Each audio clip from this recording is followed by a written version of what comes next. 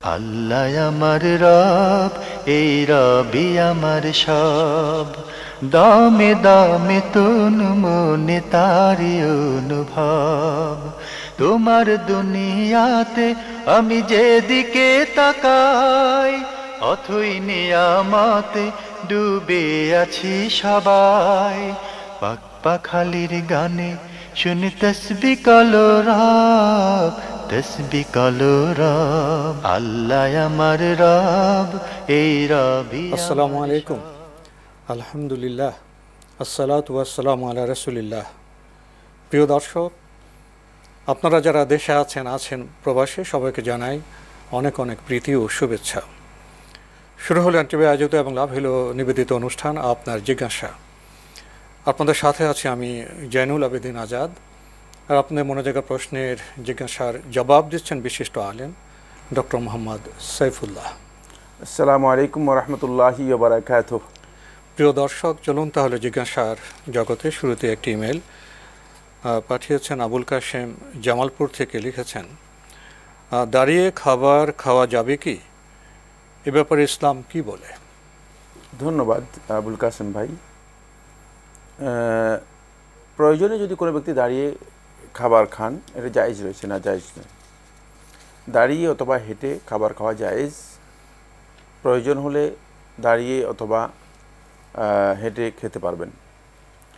কিন্তু আল মুরুআ হচ্ছে মানে মানুষের ব্যক্তিত্ব এবং মানে সত্তার মৌলিক যে বৈশিষ্ট্য, তার একটি দিক হচ্ছে যে মানুষ অন্যান্য প্রাণীর মতো মানে হাঁটতে চলতে খাবে না।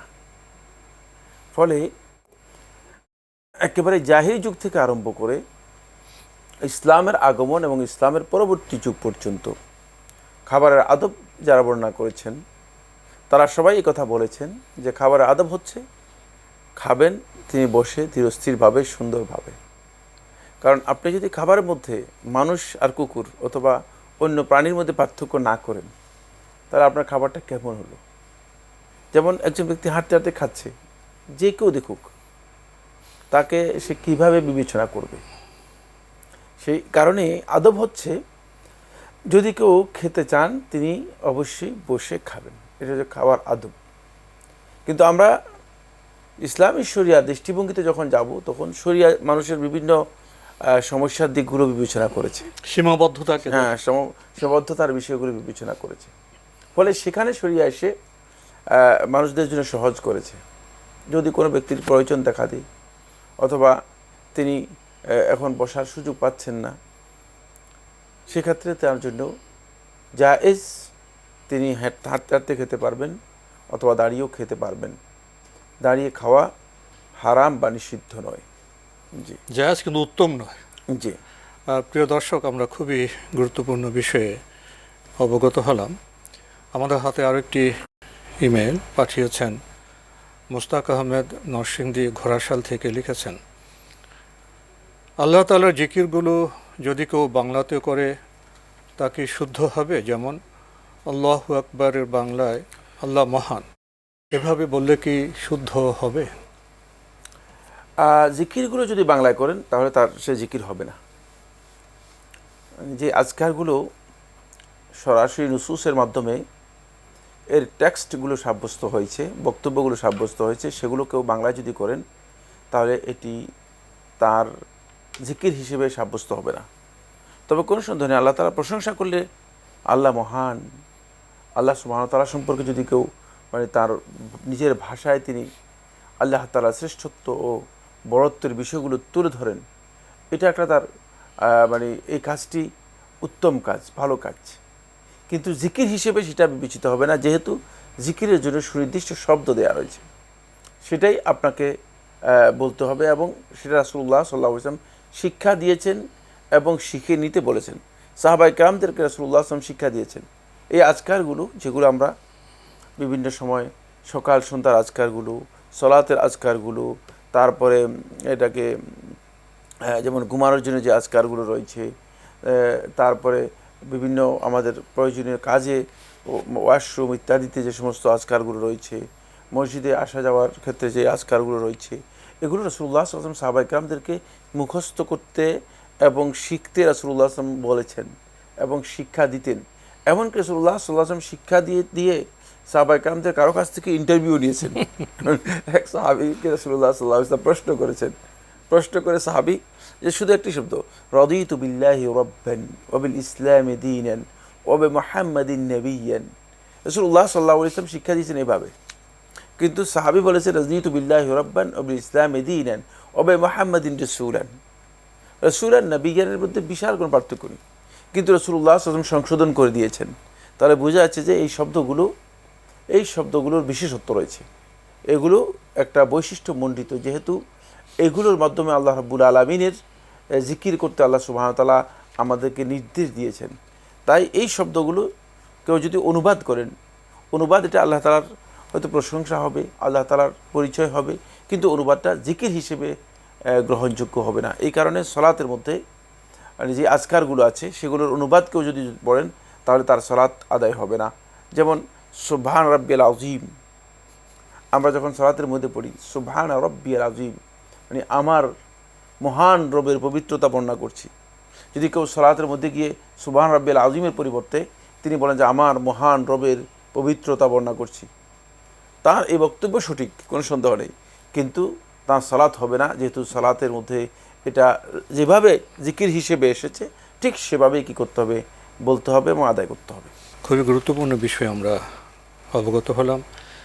আমাদের হাতে আরও একটি ইমেল, এটি পাঠিয়েছেন জাহেদ আল রাজি, বার্মিংহাম, ইংল্যান্ড থেকে লিখেছেন, আমি আপনার জিজ্ঞাসার একজন নিয়মিত দর্শক ও শ্রোতা। আমি অনুষ্ঠানের সর্বাঙ্গীন কল্যাণ কামনা করি। মহান আল্লাহ আপনাদের উত্তম প্রতিদান দিন। আমরাও আপনার কল্যাণ কামনা করছি। প্রিয় দর্শক, আপনার প্রথম প্রশ্ন, আমি একজন আলেমের মুখে শুনেছি প্রত্যেক মানুষের কবরেই জান্নাত ও জাহান্নামের ফয়সালা হয়ে যায়। হাসর নাসর এগুলো হলো শুধুমাত্র একটা প্রদর্শনী। এ কথা কতটুকু সঠিক? যদি সঠিক হয় তাহলে কিয়ামত, হাসর নাসর, পুলসিরাত এসবের গুরুত্ব কতটুকু? ধন্যবাদ আপনাকে। আপনি প্রশ্ন করেছেন যে কোনো আলেমের কাছে আপনি শুনেছেন যে জান্নাত জাহান্নামের ফয়সালা মূলত কবরেই হয়ে যায়, আর হাসর নাসর এবং কিয়ামত যেগুলো আছে এগুলো শুধুমাত্র প্রদর্শনী। তার এই বক্তব্য কোরআন এবং হাদিসের আলোকে ভিত্তিহীন। কোরআন এবং হাদিসের বক্তব্যের আলোকে একেবারেই ভিত্তিহীন। যেহেতু আল্লাহ সুবহানাহু ওয়া তাআলা কোরআনে কারীম স্পষ্ট করে বলে দিয়েছেন, মানে মৃত্যুর পরবর্তী জীবনের প্রত্যেকটি স্টেপ কোরআনের মধ্যে আল্লাহ সুবহানাহু ওয়া তাআলা মানে বর্ণনা করেছেন। মানুষের কি কি অবস্থা হবে মাহশরের মধ্যে, এর প্রত্যেকটি অবস্থা এবং অবস্থানকে আল্লাহ সুবহানাহু ওয়া তাআলা কোরআনের মধ্যে বর্ণনা করেছেন। তো তিনি যদি মনে করেন যে এটা প্রদর্শনী, তো আল্লাহ সুবহানাহু ওয়া তাআলা মানুষদেরকে এই কথাগুলো বলেছেন প্রদর্শনীর জন্য। এই যে শব্দটা এটা খুব অবজেকশনেবল, অনেক অবজেকশন। প্রদর্শনী এই শব্দের তাৎপর্য এটা এক্সিবিশন। আল্লাহ কি এসব করেন? নাউযুবিল্লাহি মিন যালিক। আল্লাহ তাআলার শানে এই শব্দটা মোটেও কি নয়, প্রযোজ্য হয় না। আল্লাহ সুবহানাহু ওয়া তাআলা বলেছেন ইয়াউমা ইয়াকুমুন নাসু লিরাব্বিল আলামিন, মানুষগুলো সেদিন রব্বুল আলামিনের সামনে উপস্থিত হওয়ার জন্য দাঁড়াবে। তারপরে ওয়া নাহশুরুল মুত্তাকিনা, যে মুত্তাকিদের যারা আছে তাদেরকে আমি হাসর করব। যে সমস্ত ওয়া ইলাইহি তুহশারুন, তোমরা সবাই আল্লাহর কাছে তোমাদেরকে ফিরিয়ে আনা হবে। এইভাবে হাসরের ব্যাপারে কোরআনে কারীমের মধ্যে অসংখ্য আয়াতের মধ্যে বলা হয়েছে। এরপরে যখন হাসর করা হবে সেখানে কি হবে, ওয়াজা রাব্বুকা ওয়াল মালাকু সাফফান সাফফা, আল্লাহ রাব্বুল আলামিন আগমন করবে। তাহলে এই লোকটা এটাকে প্রদর্শনী বলতেছে কিসের ভিত্তিতে? মাআযাল্লাহ, আল্লাহকে অনর্থক কোনো কাজ করেন? নাউযুবিল্লাহি মিন যালিক। এরপরে প্রত্যেককে হিসাব নেওয়া হবে। কিফুহুম ফাইন্নাহুম মাসউলুন, তাদেরকে দাঁড় করাও, থামাও তাদেরকে সকলকে জিজ্ঞেস করা হবে। সুম্মা লাতুসআলুন্না ইয়াওমাইযিন আনিন নাঈম, সমস্ত নিয়ামত সম্পর্কে তোমাদেরকে প্রশ্ন করা হবে। রাসূলুল্লাহ সাল্লাল্লাহু আলাইহি ওয়াসাল্লাম হাদিসের মধ্যে বলেছেন যে প্রত্যেকটা মানুষ, প্রত্যেকটা আদম সন্তান 4টি প্রশ্নের উত্তর না দিয়ে এক কদমও সামনে আগাতে পারবে না। তার মধ্যে তার জীবন সম্পর্কে, তার যৌবন সম্পর্কে, তার অর্থ সম্পদ সম্পর্কে, কোত্থেকে উপার্জন করেছে, কোথায় খরচ করেছে, মানে তার ইলম সম্পর্কে, তার ইলম সে কী কাজে, ইলমের মাধ্যমে কী আমল করেছে। তাহলে বোঝা যাচ্ছে যে সব কিছু মানে করা হবে। আর সেটাকে তিনি মানে কিভাবে বললেন যে সেটা প্রদর্শনীর সুযোগ নেই, কারণ কিয়ামতের এই মাহশরে আল্লাহ সুবহানাহু ওয়া তাআলার সামনে উপস্থিত হওয়ার জন্য মানুষগুলো একদিন 2 দিন নয়, সরাসরি কোরআনের মধ্যে এসেছে। তো প্রদর্শনী কোরআনের মধ্যে এই কথা সরাসরি আল্লাহ তাআলা বলেছেন, ইয়াউমান কানা মিকদারুহু 50,000 সানা, যেটা 50,000 বছর পর্যন্ত দাঁড়িয়ে থাকবে শুধুমাত্র আল্লাহ রাব্বুল আলামিনের সামনে উপস্থিত হওয়ার জন্য, বিচার ফয়সালার জন্য। আর এমন একটি বিষয়কে প্রদর্শনী বলা আমি মনে করে থাকি যে মহাদৃশ্যতা। বরং কোরআনে কারীমের আপনি যদি মাক্কি সূরাগুলো দেখেন, সবগুলো ভরপুর হচ্ছে আখিরাতের বিষয় নিয়ে, সবগুলো ভরপুর হচ্ছে আখিরাতের বিষয় নিয়ে। এই জন্য আল্লাহ সুবহানাহু ওয়া তাআলা মানে আখিরাতের বিষয়টিকে এত গুরুত্ব দিয়েছেন যে মুত্তাকিদের শুরুতেই আপনি দেখেন, শুরুতে যখন আল্লাহ রাব্বুল আলামিন মুত্তাকিদের পরিচয় করে দিয়েছেন, তখন আল্লাহ সুবহানাহু ওয়া তাআলা কীভাবে পরিচয় করে দিয়েছেন? আল্লাযীনা ইউকিমুনাস সালাতা ওয়া মিম্মা রাযাকনাহুম ইউনফিকুন ওয়াল্লাযীনা ইউমিনুনা বিমা উনজিলা ইলাইকা ওয়া মা উনজিলা মিন ক্বাবলিকা ওয়া বিল আখিরাতি হুম ইউকিনুন ওয়া বিল আখিরাতি হুম ইউকিনুন। দেখেন, আখিরাতের প্রতি তাদের ঈমান নয়, শুধুমাত্র দৃঢ় প্রত্যয় তাদের থাকতে হবে। সুতরাং আখিরাতের বিষয়গুলো এটি আসলে এই ধারণা করার সুযোগ নেই যে এটা অনেকটা স্বপ্ন বা ধারণা, মানে বা এই ধরনের কোনো এটাকে প্রদর্শনী জাতীয় কিছু। মাআযাল্লাহ, আল্লাহ তাআলা মাফ করুন, যিনি বলেছেন তিনি বড় ধরনের ধৃষ্টতা করেছেন, এবং এই ধরনের আকীদা যদি তার থাকে তাহলে তিনি আখিরাতের প্রতি সত্যিকার ঈমান আনেননি। আমরা ভাই জাহেদ আল রাজি, জাহেদ, আপনার ইমেল পড়ছিলাম, আপনি ইংল্যান্ড থেকে ইমেলটি পাঠিয়েছেন। আপনার 2 নম্বর প্রশ্ন হলো, মোবাইলে লাইভ ভিডিওর মাধ্যমে এক দেশ থেকে অন্য দেশে সালাতুল জানাজা ও জিয়ারতে অংশগ্রহণ করা শরীয়তের দৃষ্টিতে কতটুকু সহিহ? না, কোনো ইবাদত, যেগুলো ইবাদত বাদানিয়া, সেগুলোর মধ্যে মানে মোবাইলে অংশগ্রহণ করা মানে এটি ইসলামী শরিয়া অনুমোদিত বিষয় নয়। মোবাইলে লাইভের মাধ্যমে হোক, অথবা মনিটরে অথবা স্ক্রিনে লাইভের মাধ্যমে হোক, ইবাদতের ক্ষেত্রে এই ধরনের মানে ইক্তেদা বা অনুসরণ ইবাদতের মধ্যে জায়েজ নেই। যদি ইবাদত বদনিয়া হয়ে থাকে, এটা জায়েজ নেই। তো আপনি যেটা বলেছেন সেটা হচ্ছে লাইভে সালাতুল জানাজার মধ্যে অংশগ্রহণ করবেন। সালাতুল জানাজা ইবাদত বদনিয়া, মানুষের শারীরিক ইবাদত, এবং এটা প্রত্যেকটি ব্যক্তিগতভাবে করতে হয়। এবং জিয়ারত এটাও ব্যক্তিগত ইবাদত। মানে জিয়ারতের উদ্দেশ্য, জিয়ারত তো আসলে যেখানে যদি কেউ কবরে উপস্থিত হয় সামনে, তখন জিয়ারতের জন্য মানে এই পদ্ধতিরই কোনো বৈধতা নেই। সুতরাং কেউ যদি এই কাজটি করে থাকেন, এটি ইসলামী শরীয়তে বৈধ নয়, অনুমোদিত নয়। আর ইবাদত, যদি ইবাদতটা ইবাদত বদনিয়া হয়ে থাকে, সেই ইবাদতের ক্ষেত্রে মানে কোনো ডিভাইস ব্যবহার করে কোনো ধরনের ইক্তেদা করা বৈধ নয়, কোনো ধরনের অনুসরণ করা বৈধ নয়। সুতরাং এই কাজগুলো যারা করে থাকেন তারা আসলে নির্বোধ। অনুরূপভাবে মানে উনি 2টা উল্লেখ করেছেন। একটি উল্লেখ করেছেন সেটা হলো সালাতুল জানাজাতে মোবাইলে অংশগ্রহণ করা, না, এটাও জায়েজ নেই। আর দ্বিতীয় বলেছেন সেটা হলো জিয়ারত। আমি আরেকটা যুক্ত করে দিচ্ছি, সেটা হলো দোয়াতেও ডিভাইসে অংশগ্রহণ করার বিধান ইসলামী শরীয়তে নেই। ইসলামী শরীয়ত দোয়া হচ্ছে ব্যক্তিগত বিষয়। সুতরাং ডিভাইস কেন্দ্রিক যে মানে দোয়ায়ের অনুসরণ করা হয়ে থাকে, এটাও ইসলামী শরীয়তে অনুসরণযোগ্য বিষয় নয়, এটা ব্যক্তিগত ইবাদত। ব্যক্তি দোয়ার ক্ষেত্রেও ব্যক্তিগতভাবে দোয়া করবে আল্লাহ রাব্বুল আলামিনের কাছে। সেক্ষেত্রেও মানে শুধুমাত্র ডিভাইস এর উপর নির্ভর করে ডিভাইসকে অনুসরণ করবে, এটা ইসলামী শরীয়তে অনুমোদিত বিষয় নয়। ভাই, আপনি আরও লিখেছেন, কবরস্থানে মহিলারা যাওয়া বা জিয়ারত করা ঠিক আছে কি? শুনেছি রাসূলুল্লাহ সাল্লাল্লাহু আলাইহি ওয়াসাল্লাম মহিলাদের কবরস্থানে যাওয়াকে অভিসম্পাত করেছেন। বিষয়টা একটু বুঝিয়ে বলবেন? ধন্যবাদ আপনাকে। আপনি বলেছেন যে মহিলাদের কবরস্থানে যাওয়া ঠিক আছে কিনা। না, মহিলারা কবরস্থানে যাবে না, এবং সালাফদের কাছ থেকে এই আমল প্রমাণিত হয়নি। মহিলারা কবরস্থানে যাবে না, এটাই বিশুদ্ধ বক্তব্য। আর 2 নম্বর বিষয় হচ্ছে মহিলাদের কবর জিয়ারত রাসূলুল্লাহ সাল্লাল্লাহু আলাইহি ওয়াসাল্লাম নিষেধ করেছেন। সর্বশেষ রাসূলুল্লাহ সাল্লাল্লাহু আলাইহি ওয়াসাল্লামের নিষেধাজ্ঞাই এখানে মানে সহিহ এবং তাহকিক।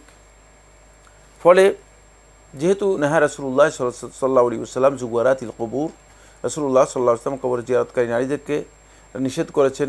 কোনো হাদিসে বলছে লাআনা রাসূলুল্লাহ সাল্লাল্লাহু আলাইহি ওয়াসাল্লাম, রাসূলুল্লাহ সাল্লাল্লাহু আলাইহি ওয়াসাল্লাম লানত করেছেন। এখান থেকে বোঝা যায় যে এটি হারাম কাজ, মহিলাদের জন্য কবর জিয়ারত করা হারাম, নিষিদ্ধ। মহিলারা কবর জিয়ারতে যাবে না, কারণ কবর জিয়ারতে যেই আহদাবগুলো, অবজেক্টগুলো রয়েছে, যে লক্ষ্যগুলো রয়েছে, সেই লক্ষ্যগুলো মহিলাদের জন্য প্রযোজ্যই নয়, মহিলাদের জন্য প্রযোজ্যই নয়। এই কারণে মূলত মহিলাদের কবর জিয়ারতের বিষয়টি রাসূলুল্লাহ সাল্লাল্লাহু আলাইহি ওয়াসাল্লাম নিষেধ করেছেন।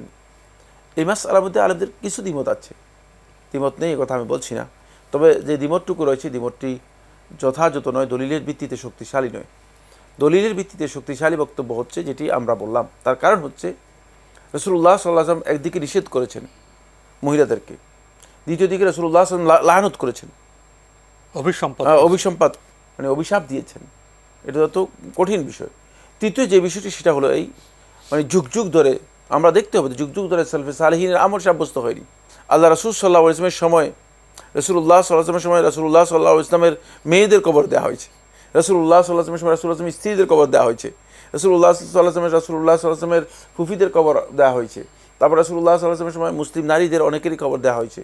কিন্তু এটা নারীদের ক্ষেত্রে বললাম, নারীদের ক্ষেত্রে পর্যন্ত এটা প্রমাণিত হয়নি যে সেখানে কি করেছে, নারীরা গিয়ে কবর জিয়ারত করেছেন, অথবা কবরে গিয়ে নারীরা আলাদাভাবে কবরে দোয়া করেছেন অথবা উপস্থিত হয়েছেন।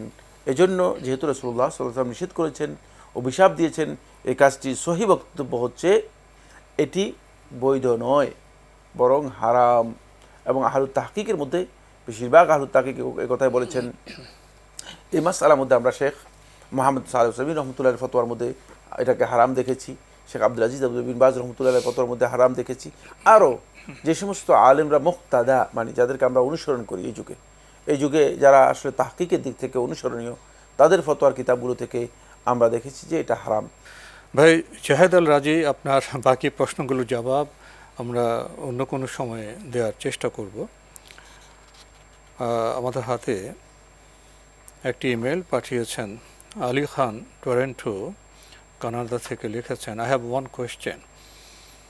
If I save money for Hajj and instead spend it on charity to help feed the needy people, and I do it again and again, should I go for Hajj in my lifetime or continue doing what I am doing? Which one is correct? I want to know. উনি এভাবে বলছেন যে উনি হজে যাওয়ার জন্য কিছু টাকা উনি সেভ করছেন, জমা করছেন। এখন হজে না গিয়ে যদি সেই টাকাটা উনি যারা নিডি পিপল, দরিদ্র পিপল, তাদের সাহায্যে দান করেন, এটা ঠিক আছে কিনা, এবং এই কাজটা তিনি এগেইন অ্যান্ড এগেইন করছেন, এবং তিনি ভাবছেন যে জীবনে কোনো এক সময় হজে গেলেই হবে। এগেন করছেন, কি কাজটা করছেন? ওই যে হজের যে টাকা জমাচ্ছেন, এটা দিয়ে উনি আবার চ্যারিটি করছেন, দরিদ্র মানুষকে দিচ্ছেন, বারবার দিচ্ছেন। উনি ভাবছেন জীবনের কোনো এক সময় লাইফ টাইমে হজে গেলেই হবে। তো হজের টাকা, জমাকৃত টাকা যিনি বারবার এগেইন অ্যান্ড এগেইন চ্যারিটিতে দরিদ্র মানুষের খেদমতে দিচ্ছেন, এবং ভাবছেন যে আমি জীবনের কোনো এক লাইফ টাইমে কোনো এক সময় হজে গেলে হবে, এই জিনিসটি ওনার ঠিক আছে কিনা? আপনার এখানে ভুল আছে। যদি আপনার উপর হজের টাকা থাকে, আপনার কাছে হজ করার মতো সামর্থ্য, আর্থিক সামর্থ্য থাকে, তাহলে আপনার উপর হজ ফরজ হবে। কিন্তু ইসলাম একথা কোনো ব্যক্তিকে বলে না যে তুমি এটা হজের জন্য টাকা জমা করো, অল্প অল্প না, এই কাজ তিনি করবেন না।